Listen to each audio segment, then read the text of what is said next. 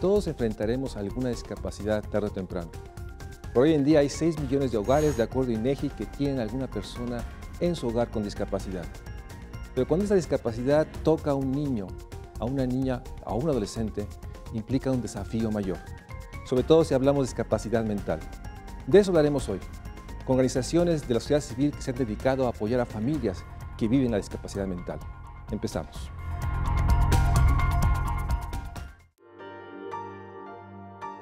En México, los resultados del censo 2010 del INEGI mostraron 5.739.000 personas con dificultades para realizar actividades como caminar o moverse, ver aún usando lentes, hablar, comunicarse o conversar, oír aún usando aparato auditivo y poner atención o aprender cosas sencillas. Esta cifra representa el 5.1% de los 118 millones de habitantes en nuestro país. Es decir, en México hay 6 millones de personas con alguna discapacidad. Según los datos de las encuestas nacionales sobre discriminación del CONAPRED, las personas con alguna discapacidad constituyen uno de los grupos más discriminados en el país, desde los ámbitos escolares y laborales hasta los espacios públicos y privados. De acuerdo con las y los especialistas, las personas con alguna discapacidad enfrentan múltiples barreras físicas y culturales que es necesario derribar a fin de garantizar su plena inclusión en todos los espacios de la vida social. Hace falta adecuar las calles para el tránsito de todas y todos, construir y adecuar más espacios públicos, diseñar una nueva generación de servicios públicos adaptados desde la perspectiva de la inclusión, así como garantizar que en todas las oficinas públicas haya una adecuada atención a estas personas. Los estados de México, Distrito Federal, Veracruz, Jalisco, Guanajuato, Puebla, Michoacán, Nuevo León y Chihuahua concentran el 55% de las personas con alguna discapacidad, y es en estos estados donde deben fortalecerse los esfuerzos para atender las necesidades especiales de infraestructura y cultura social, tanto en el sector salud como en el ámbito de la asistencia pública y privada. Es evidente que en México urge avanzar en el cumplimiento de la Convención de los Derechos de las Personas con Discapacidad y en la construcción legislativa para reconocer y proteger los derechos de la población más vulnerable de nuestro país.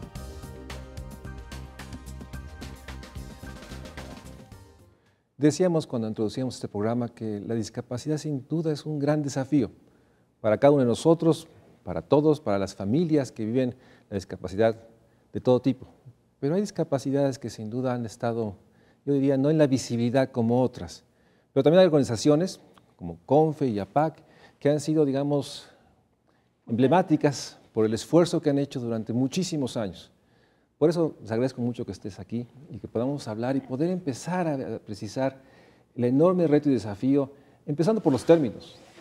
Hace unos años la discapacidad mental incluía la discapacidad intelectual. Hoy hay ya diferenciaciones, pero agradeciendo que estés con nosotros, explícame, platícanos qué es lo que hace CONFE y cuál es el reto y tamaño del trabajo que están haciendo ustedes en estos últimos 5, 10, 20 años. No, ya 36, vamos a cumplir 36 años en septiembre. Un gran esfuerzo. Un gran esfuerzo, una gran trayectoria. La visión original de CONFE fue crear una red de apoyos a nivel nacional para las familias y para las personas con discapacidad. Fueron 7 las familias y organizaciones fundadoras.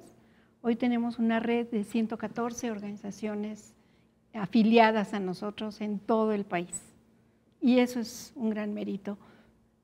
¿Qué quiso CONFE? Cuando nació, los fundadores eran padres de un hijo con discapacidad.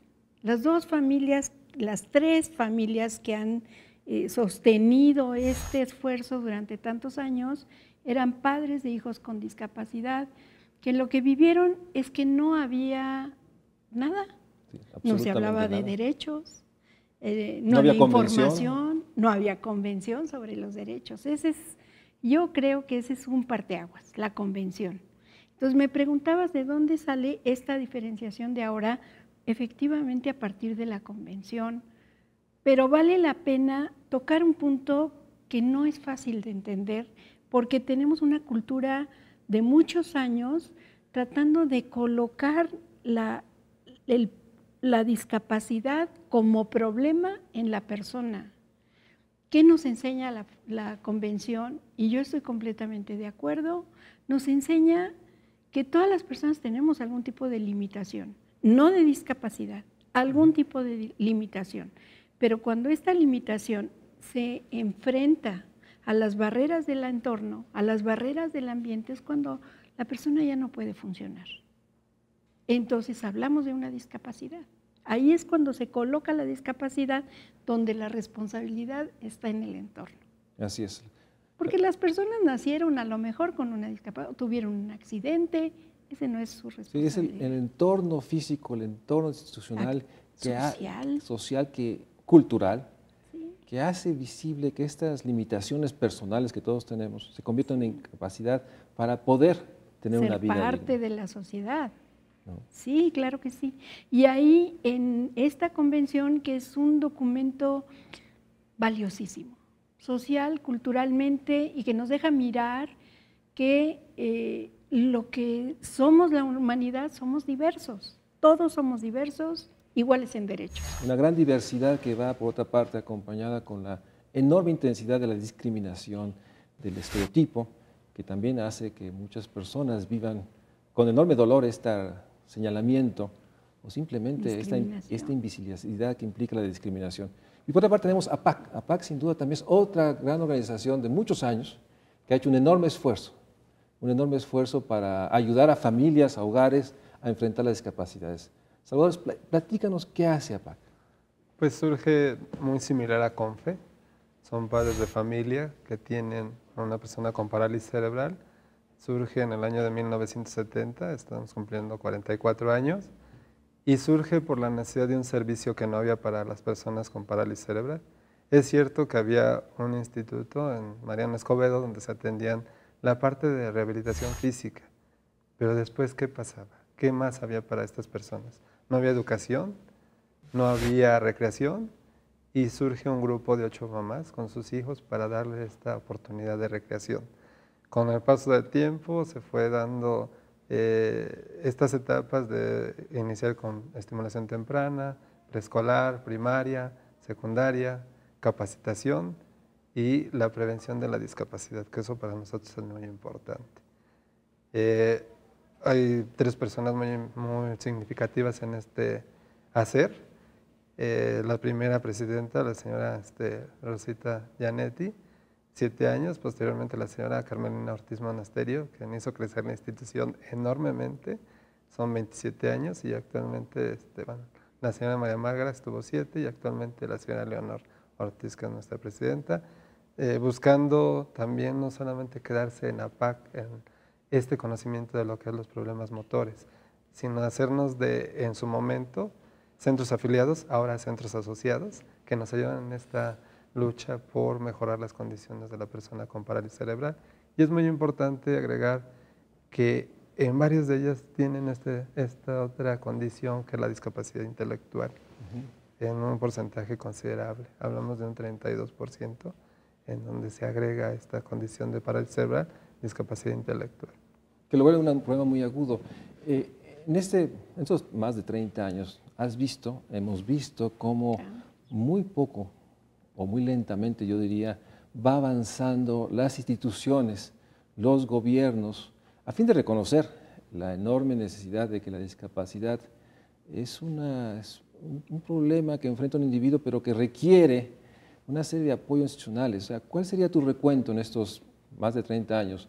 ¿Dónde estamos? Porque sin duda el parteaguas de la Convención sin duda convirtió un discurso y una bandera.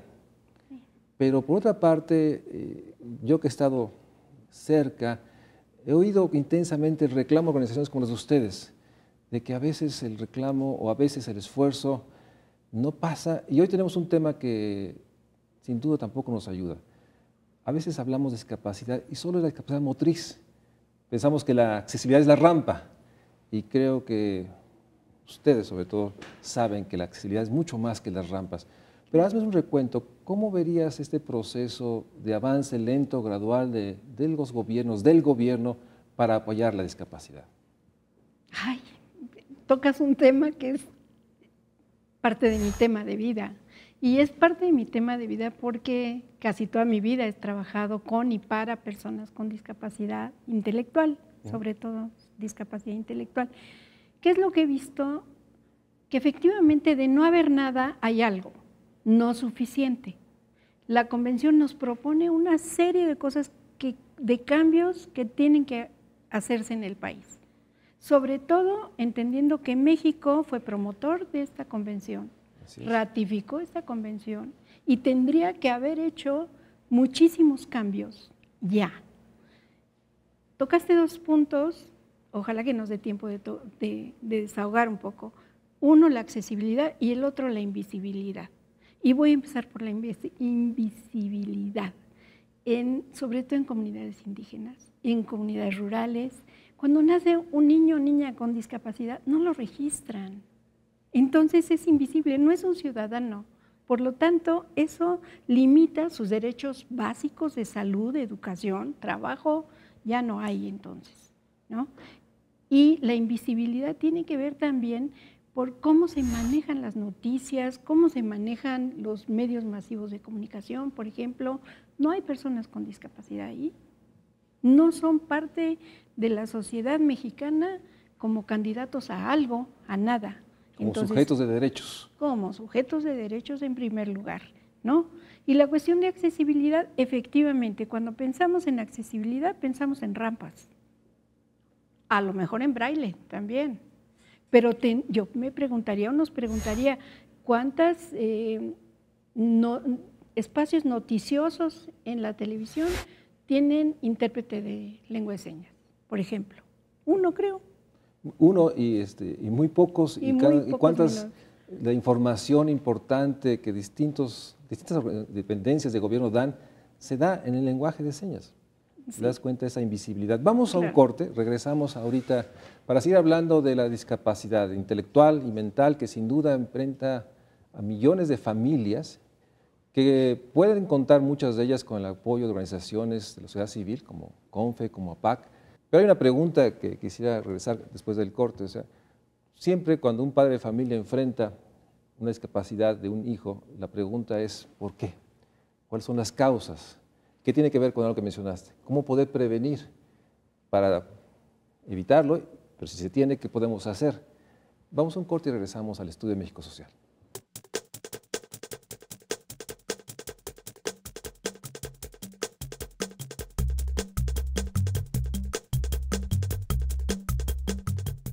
Lo más importante de la convención y también lo más preocupante es que México la propone.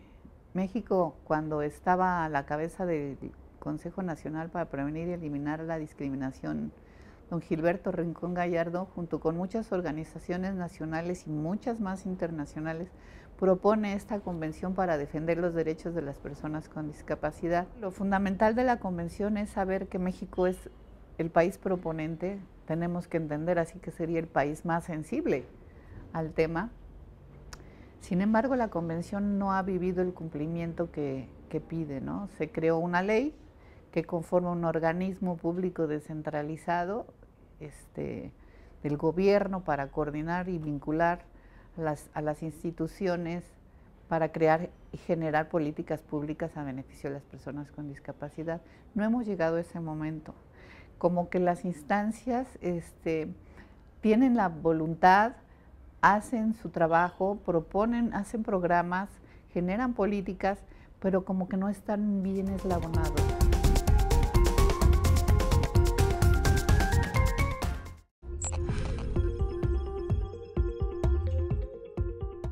Salvador, Raquel tocó un tema que sin duda es mayor, la invisibilidad.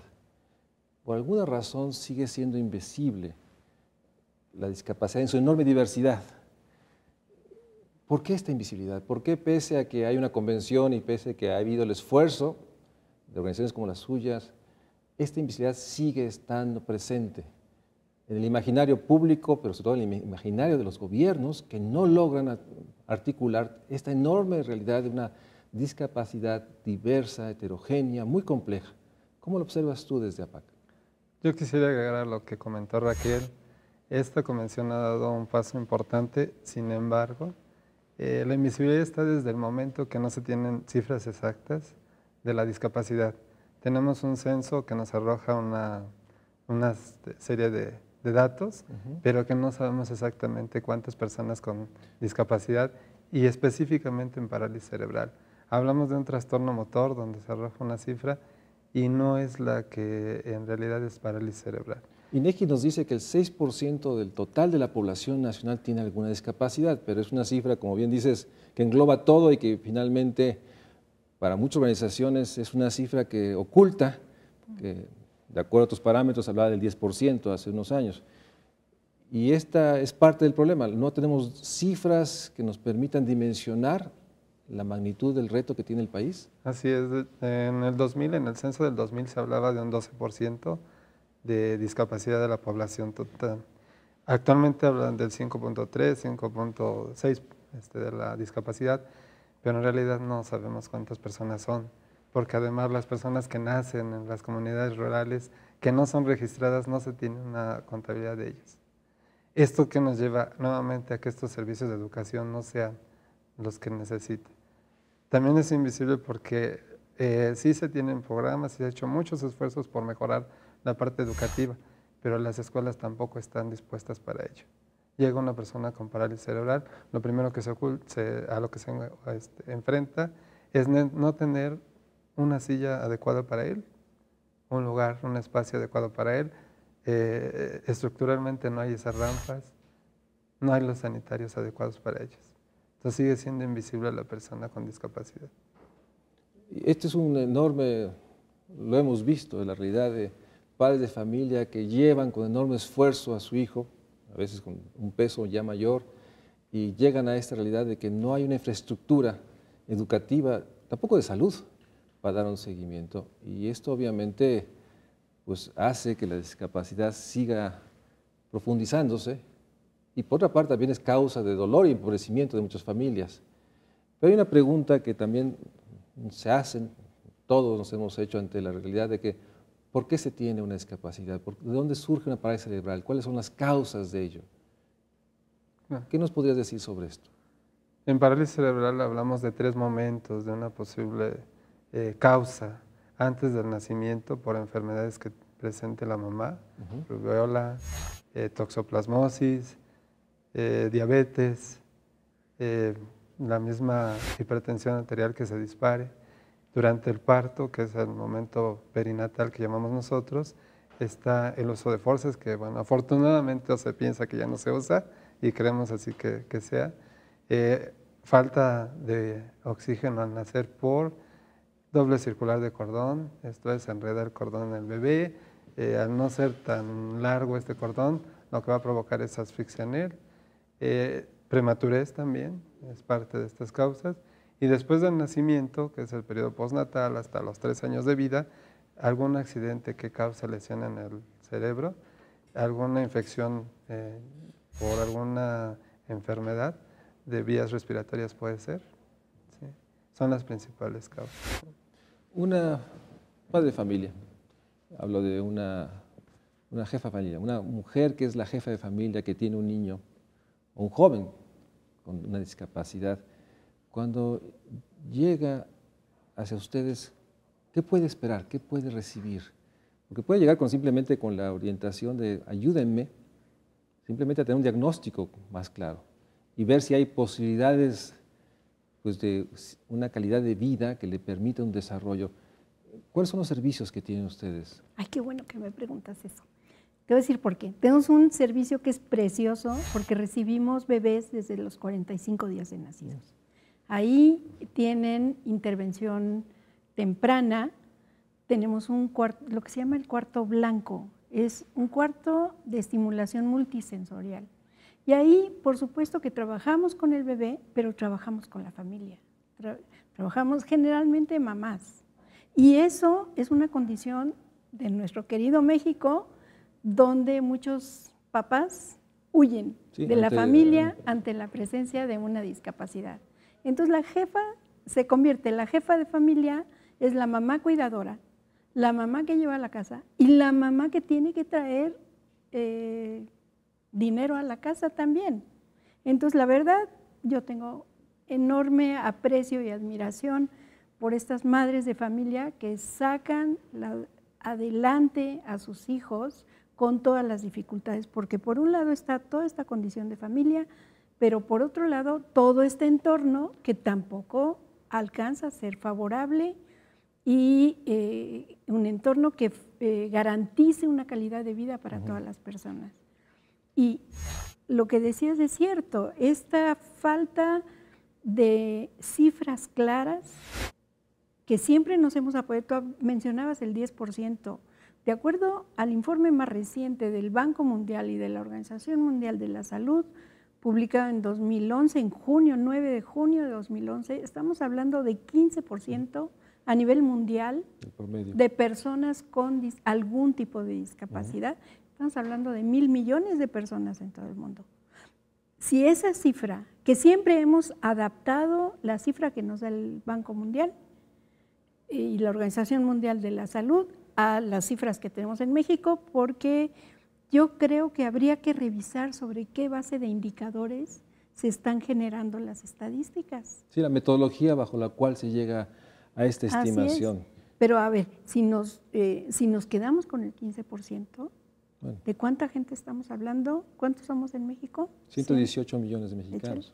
15%, pero multiplícalo por 4 por lo menos, porque impacta en la familia.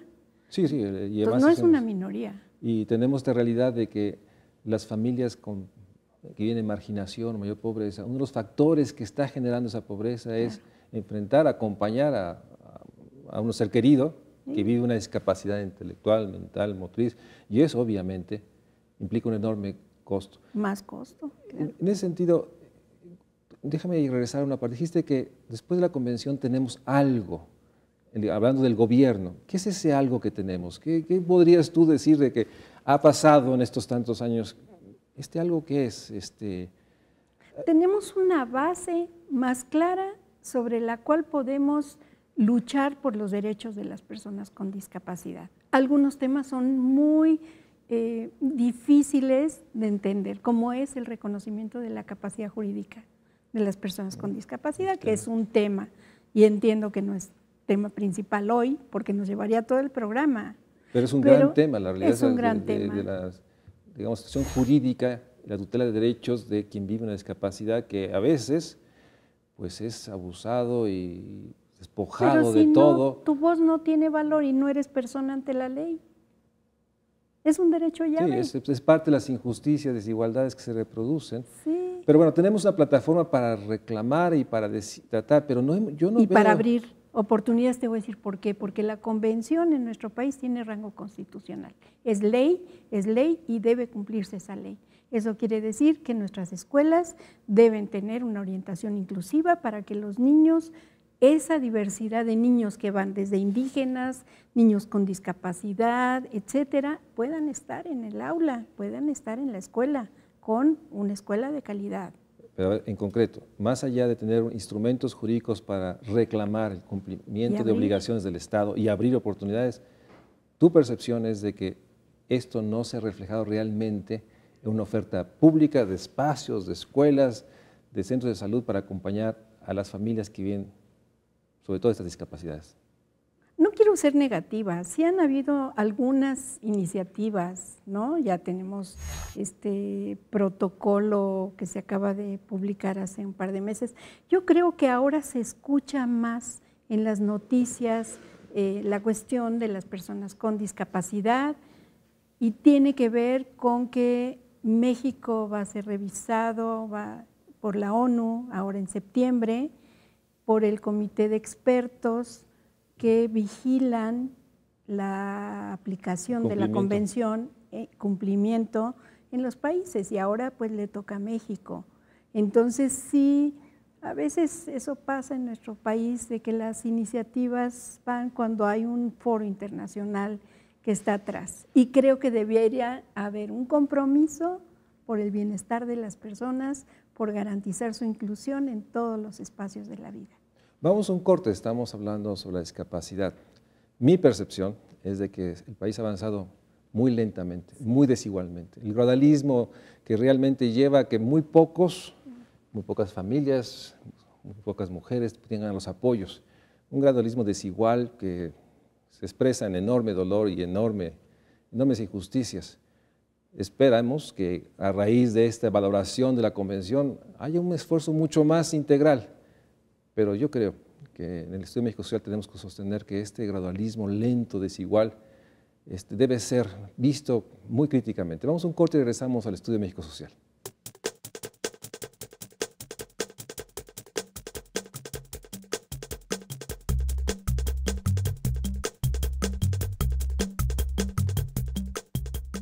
Nosotros en la oficina que tenemos aparte en la Secretaría de Asuntos de Discapacidad en el PRI, estuvimos analizando todos los beneficios y todos los programas de Sedesol, y en todos incluyen a las personas con discapacidad, todos tienen incluidos.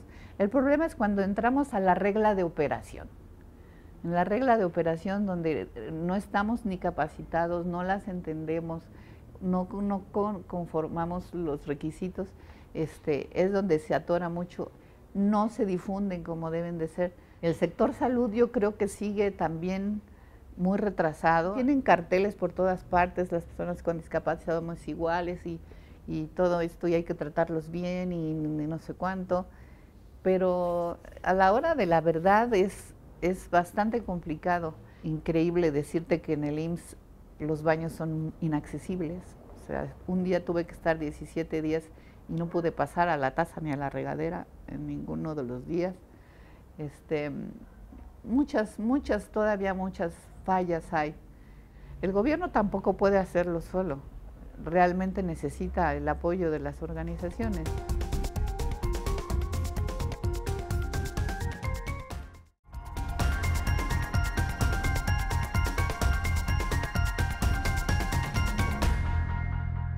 Salvador, platícanos sobre APAC. ¿Qué servicios da? ¿Dónde se encuentra? ¿Cómo puede una madre de familia llegar a APAC y qué puede esperar de APAC? Empiezo por dónde está. Estamos ubicados en la colonia Doctores. Ahí se encuentran varios inmuebles que son parte de la estructura de APAC. Contamos con un edificio muy reciente, con una estructura importante para la rehabilitación física. Contamos con la parte educativa, donde estamos atendiendo preescolar, primaria, secundaria y preparatoria. En secundaria y preparatoria es la modalidad regular o abierta. Y tenemos un servicio también para aquellas personas que ya no pueden acceder a la escuela regular o a la currícula, como le llamamos, que es un servicio de una modalidad no escolarizada, de capacitación laboral e integración social. ¿Qué quiero decir con capacitación laboral? Tenemos 2 talleres, que es uno de costura y uno de artes visuales, en donde los chicos se capacitan para después poder salir y integrarse a algún empleo. Tenemos también la parte de integración social, donde sabemos que los chicos, aun cuando se les dé una atención temprana y todo este proceso, no van a poder incorporarse a una actividad laboral, y ellos lo que pretendemos es que se integren actividades sociales, recreación, cultura, deporte. Contamos también con lo que es talleres formativos dentro de la misma institución. Estos talleres formativos es una panadería donde pues elaboran los chicos con discapacidad empanadas, galletas que se ponen a la venta al público en general, y ya hay ciertos clientes, digámoslo así, para estas actividades. ¿Qué puede esperar una mamá cuando llega? ¿Cómo logra acceder? ¿Cuál es la capacidad de ustedes? O sea, ¿cuáles son los requisitos para poder ingresar? No sé cuál es la capacidad, pero tengo la percepción de que la demanda debe ser mucho mayor, y si no la sienten es porque finalmente no pueden trasladarse hacia las instalaciones. Nosotros actualmente atendemos a 450 alumnos, tenemos una capacidad hasta 500. Entonces tenemos un cupo ahorita importante. ¿Cómo puede llegar? Hablando a la institución o dirigiéndose a ella. Se le hace una valoración inicial donde se le ubica en el servicio que corresponde, tanto por edad como por habilidades. El acompañamiento va a ser todo el tiempo a través del área de psicología, guiando en este proceso tan doloroso que es, no solamente cuando recibe la noticia y cuando se tiene que enfrentar a toda esta situación, sino en cada paso de la vida, porque cuando dejan de ser bebés a niños es un cambio total, y cuando dejan de ser de niños a adolescentes viene otro cambio, y para las mamás, las familias, que normalmente son, como lo mencionaba Raquel, de mamá nada más, se tienen que enfrentar a una serie de situaciones que implican ajustes, y el área de psicología los puede llevando en ese acompañamiento. ¿Tiene un costo? Tiene un costo, una cuota de recuperación que se establece a partir de un estudio social. El costo real de nosotros por cada alumno es de 4,200, eso es lo que cuesta mensualmente un alumno. Este costo normalmente las familias pagan el 20%. El restante, el voluntariado, el patronato buscan los recursos a través de diversos eventos, campañas, para poder recaudarlo. ¿Y qué pasa en los otros estados del país? ¿Qué pasa en las comunidades indígenas? ¿Quién está ahí? O sea, ¿quién podría auxiliar? Porque nuevamente la desigualdad tiene que ver también bien con esta realidad de que organizaciones como las de ustedes, pues tienen una expresión también geográfica en la cual pocos pueden llegar. Digamos, en una entidad como del sureste, Chiapas, Oaxaca, ¿hay organizaciones parecidas a ustedes, alineados con ustedes, o no hay nada? Sí, hablaba hace un momento que anteriormente llamamos centros afiliados. Nosotros le dábamos la capacitación desde cómo conformar una institución a nivel administrativo, a nivel de los servicios. Actualmente son centros asociados, porque APAC tuvo que darle ese empoderamiento a estos centros para que ellos ahora sean precursores de este modelo y que vayan a esas comunidades que nosotros no podemos llegar. Tenemos en Zacatecas, tenemos en San Luis, tenemos en Morelia, al sureste estamos también en Veracruz, estamos en Puebla, en comunidades un poquito alejadas, y que lo que quiere APAC, que a través de estos centros que son ya o que estuvieron conformados por APAC, ahora ellos vayan a esas comunidades y hagan la misma labor que en un momento dado APAC lo hizo. ¿Cuál es el resultado? Llevamos un año de este trabajo, es muy pronto para saber qué ha pasado. Y yo me quedo con la sensación que falta mucho. En el caso de CONFE, me imagino que ustedes tienen igual un área de trabajo social, un área de diagnóstico, identifican o priorizan o seleccionan quién sería la familia o el niño que pueden ustedes dar servicio. O sea, ¿cómo es el proceso para ingresar y contar con todos los apoyos que ustedes dan? Pues igual, tienen que hablar por teléfono, 5292-1390. Pondremos en el programa los teléfonos para que ustedes, que pueda sobre todo el público tener información. Pero nuevamente la pregunta, ¿y qué pasa en los estados de la República, en las localidades más marginadas? ¿Qué existe ahí de apoyo? Diferentes cosas, porque tenemos algunas de nuestras afiliadas que han levantado y realmente están haciendo un papel ejemplar en muchos sentidos. ¿Dónde? ¿Quiénes? En Chihuahua, en el norte está esta organización Andares, premiada ya. Si nos pasan los datos, los pondremos en el programa para que la gente sepa dónde ustedes piensan que hay afiliados, asociados que pueden ayudar en un dilema tan de vida como puede ser este tipo de discapacidad. ¿Sabes qué pasa? Que tenemos líderes muy fuertes en algunos estados. Lo tenemos en Quintana Roo, tenemos en Yucatán, esta mujer, Dulce Caballero, bueno, ella mueve el estado, una mujer chaparrita, ya mayor, mueve el estado completo en favor de los derechos de las personas con discapacidad. En Zacatecas tenemos un gran líder también, en el norte tenemos varios líderes y dan diferente tipo de atención. Nuestras afiliadas brindan los diferentes servicios, ¿no? CONFE en su estructura pues atiende y acompaña en todas las etapas de la vida. En el Centro Nacional de Capacitación, que está sobre la carretera México-Toluca, ahí tenemos 8 talleres en los que se capacitan los jóvenes, se capacitan para después ser integrados a una empresa. Y estamos haciendo pues un buen trabajo. Claro que quisiéramos muchas más oportunidades para los jóvenes, pero sí te puedo decir que en los talleres en los que se capacitan tienen las condiciones similares a las que van a encontrar en la empresa. Y trabajan en un horario completo, Ellos hacen el trabajo, tenemos panadería, igual que APAC, tenemos cocina, que nos da la comida todos los días y para eventos especiales. También tenemos el taller de jardinería, los muchachos trabajan en cuadrillas y salen a lugares a arreglar jardines, y eso ha sido maravilloso también. Tratan de que recuperen cierta autonomía estos jóvenes. Por supuesto. ¿No? Tenemos un taller de autogestores, por ejemplo, donde los jóvenes con una discapacidad intelectual aprenden a autorrepresentarse, entienden lo que son sus derechos. De ahí surge el caso de Ricardo Adair, de esta línea de desarrollo de CONFE, por haber entendido cuáles son sus derechos, qué implicaba estar interdictado, y se amparó, y ha sido un caso público y es un caso paradigmático, dirían los juristas. Sí, sí, sí. Entonces, bueno, tiene muchas líneas de desarrollo, y CONFE trabaja con sus asociaciones en esta cuestión de actualización, de compartir cosas como la convención, formarnos en ella, trabajar y avanzar juntos en el cambio de las condiciones, en hacer incidencia también para cambiar las cosas en el país, para que todos seamos considerados ciudadanos. Para enfrentar la invisibilidad. La invisibilidad, la injusticia, la desigualdad, para evitar la discriminación, disminuir todos estos estigmas y prejuicios que hay en contra de las personas con discapacidad. Ese es un trabajo general que tenemos que hacer como sociedad civil, y CONFE hace grandes esfuerzos a varios niveles, tiene publicación, hace eventos, está en diferentes foros, estamos en las cámaras tratando también de cambiar las cosas, ¿no? Ahorita trabajando en la cuestión de Código Civil. Vamos a un corte. Raquel nos habla de enormes cantidades de esfuerzos, yo diría muchos heroicos, con líderes ejemplares que están constantemente señalando, subrayando, haciendo visible que todavía el país sigue siendo muy inequitativo para esta población que vive la discapacidad, que además vive la discriminación, el estigma.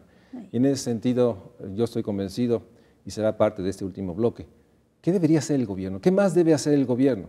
Mi percepción es que se está haciendo poco, de una manera muy desigual, y se tiene que hacer mucho más, y lo digo con todas sus letras, mucho más que ayudar o promover la recaudación de fondos en los teletones, etcétera. Tenemos que hacer mucho más. De eso haremos en el siguiente corte en el Estudio de México Social.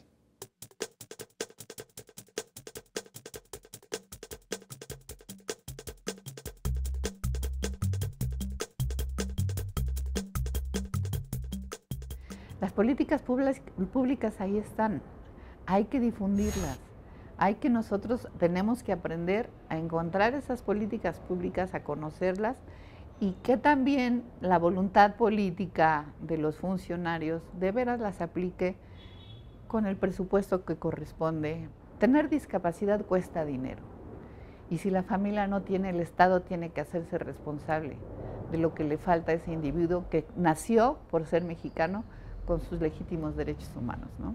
Los invito a que juntos, la sociedad civil, nos organicemos para que podamos empujar y orientar al gobierno que quiere pero no puede, pero no sabe cómo.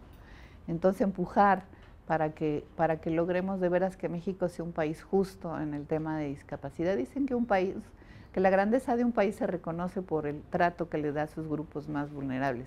Y México tenía que ser grandioso porque propuso la convención.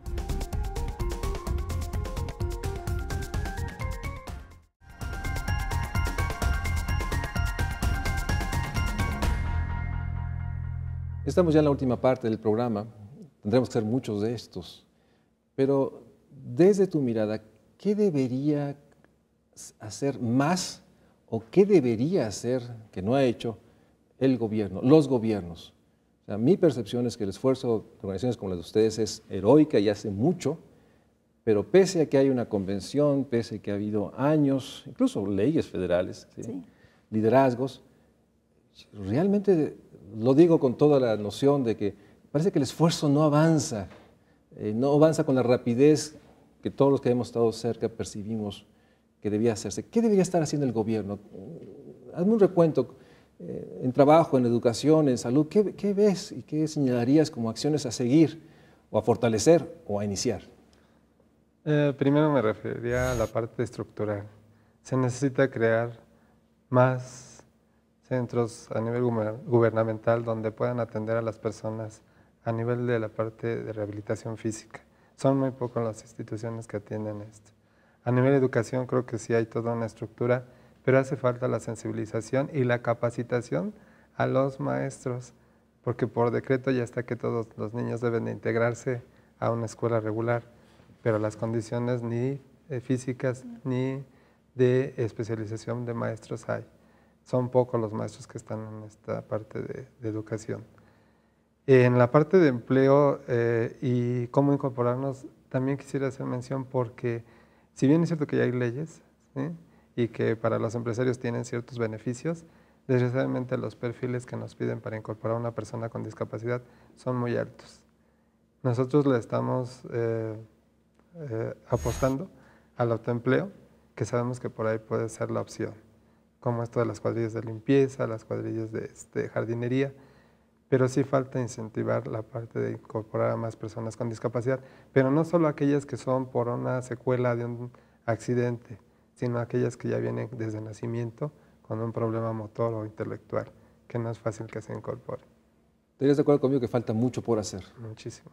¿Y estarías de acuerdo en decir que pese que se hace algo, para usar un adjetivo, es un algo muy poco?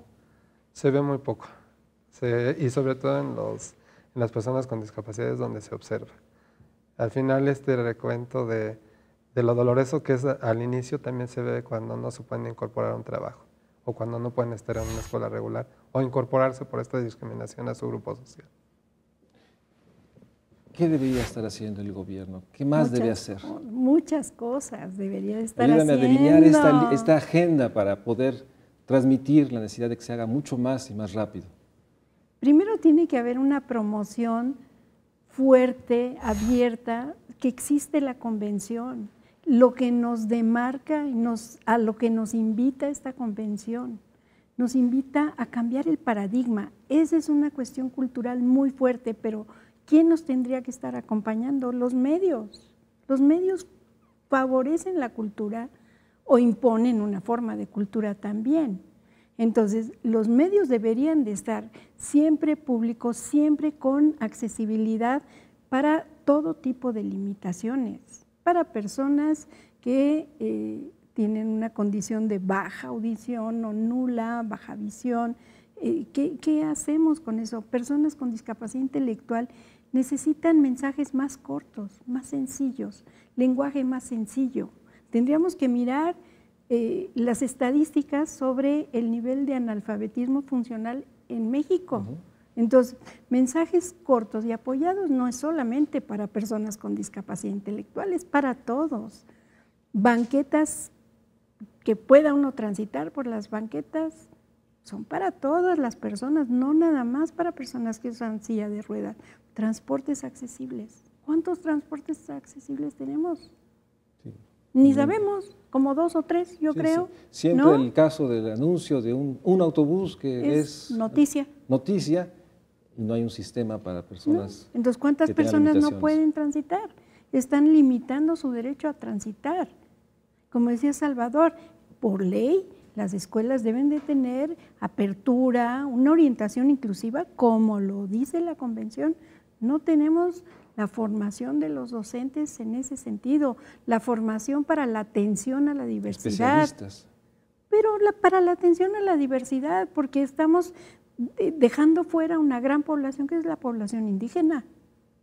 Tenemos la más marginada, la más olvidada, y vivir una discapacidad, aparte de la condición indígena, incrementa la vulnerabilidad y la injusticia de una manera.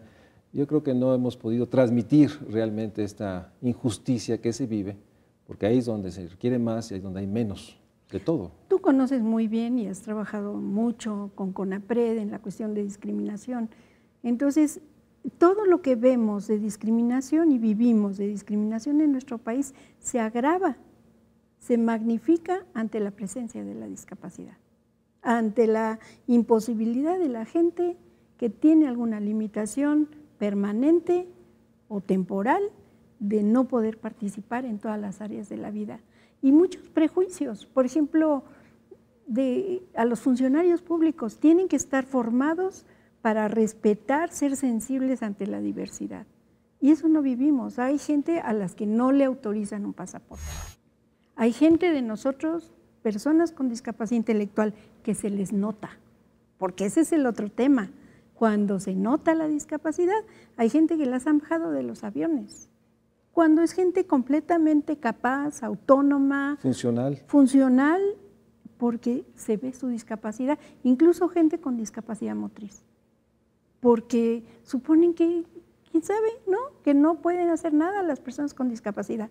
Y yo diría, y aprovecho este espacio para decir que las personas con discapacidad pueden hacer todo, bueno, todo lo que esté dentro de sus potenciales con los apoyos que necesitan.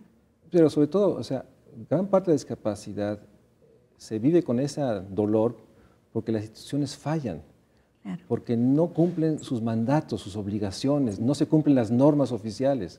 O sea, la discapacidad, que es una limitación que se puede vivir con dignidad y funcionalidad, cuando se enfrenta a instituciones que no cumplen sus mandatos, claro, pues se vuelve una discapacidad que entonces se convierte... ¿Y quiénes somos los responsables? Sociedad civil, gobiernos, yo diría, todos, pero sobre todo el gobierno y el Estado. La sociedad civil debe exigir, pero yo estoy convencido que en esos temas como en otros es el Estado a través de sus gobiernos. Mi percepción es de que los gobiernos, el gobierno federal, el gobierno estatal, hacen algo desigual, gradual, muy poco, y que no asumen la integralidad, como nos planteaba Salvador, del trabajo, la educación, la salud, la parte urbana. Y se requiere nuevamente replantear el tema en términos de esta enorme integralidad.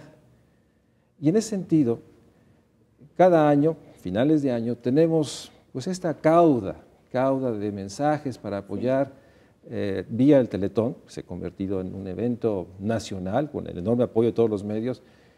Pero yo también parto que muchas veces esta manera de presentar la discapacidad a veces no nos ayuda mucho, a veces nos da percepciones de que todo es discapacidad motriz, ¿no? Y se puede resolver, o que... Causa de lástima. O un estereotipo, ¿no? Que genera nuevamente procesos, reconociendo que sin duda qué bueno que el sector privado logra incentivar y hacer visible, pero también invisibiliza otras discapacidades o otras complejidades. ¿Cuál sería su apreciación sobre este momento anual?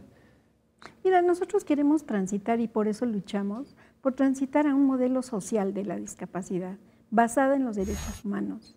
Y ahí tendría que haber, por supuesto, justicia y equidad en las oportunidades de desarrollo y de participación social de las personas con discapacidad. La rehabilitación que ofrece Teletón es un derecho. Es un derecho que el Estado, el gobierno, debe satisfacer, debe garantizar a todas las personas, exactamente.